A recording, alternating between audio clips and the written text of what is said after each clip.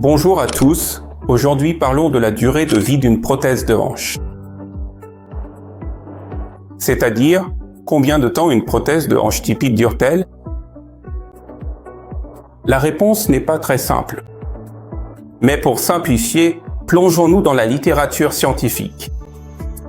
Lorsque nous utilisons de grands registres nationaux comme la JRR, le NJR ou la Hangère, les données regroupées montrent qu'à 15 ans, presque 90% des prothèses de hanche fonctionnent encore très bien.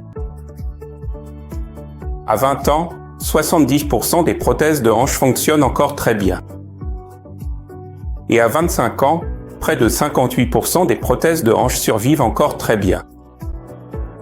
Il existe maintenant des différences selon le type de prothèse de hanche, l'âge du patient et aussi des facteurs liés à la technique chirurgicale. Donc, globalement, si l'on regarde, l'âge influence clairement la durée de vie d'une prothèse de hanche. Quand on parle d'âge, en fait, l'ostéoporose et aussi le sexe du patient ont un impact. En particulier chez les femmes de plus de 65 ans, il y a un risque plus élevé de devoir recourir à une chirurgie de révision. Surtout lorsque l'on utilise une fixation sans ciment chez les personnes âgées. Par ailleurs, pour les patients plus jeunes, on privilégie généralement la fixation sans ciment car elle donne de très bons résultats et est largement utilisée. Mais chez les patients plus âgés, la fixation cimentée est bien sûr préférable car elle offre une meilleure longévité.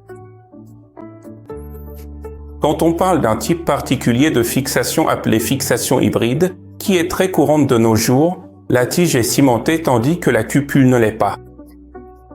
C'est une technique qui devient très populaire actuellement car elle présente un faible taux de révision. Il existe maintenant certains facteurs liés au patient, d'autres à la chirurgie et aussi à la prothèse elle-même.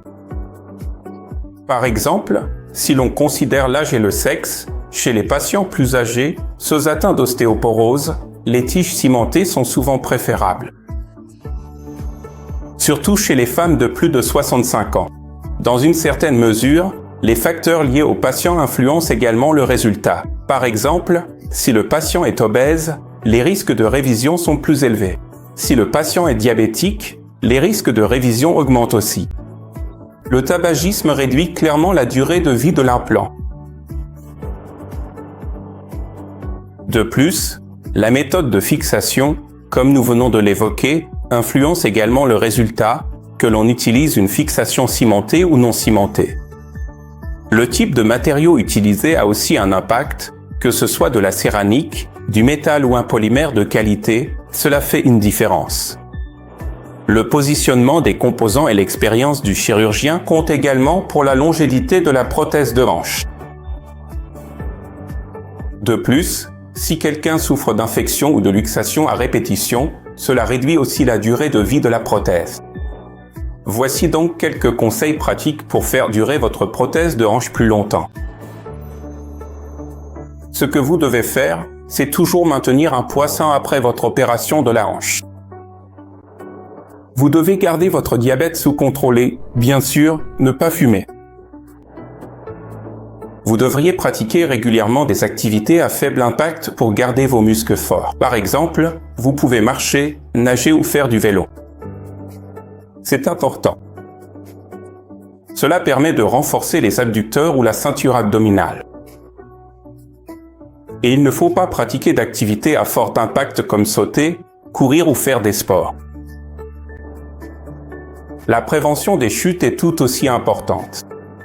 Aussi importante que la prévention de toute infection. Par exemple, il est essentiel de faire un contrôle dentaire. Vous devez éviter les infections cutanées et urinaires. Il faut donc être très vigilant pour ne laisser aucun foyer infectieux dans votre corps. Il est également important de faire des radiographies régulières et de consulter votre médecin régulièrement.